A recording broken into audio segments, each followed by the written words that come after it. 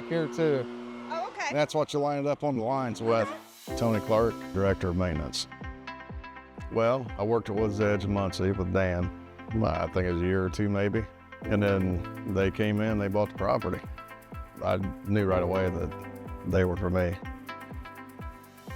That was the one good thing about being with BAM at that early, stage of my life. I think we came in 2014, they were only 4 years old, so we got the opportunity to see BAM grow, and more people showed up, and it was like, wow, man, this place is really rocking and rolling.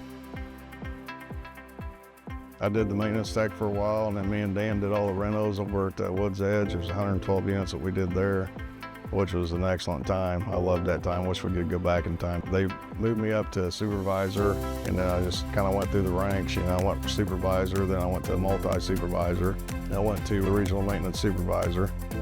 And then they come out with an RMC position, so I did that for a while, and now I'm director of maintenance. So this year's winner, the BAM Manager Team Member of the Year Award, Tony Clark.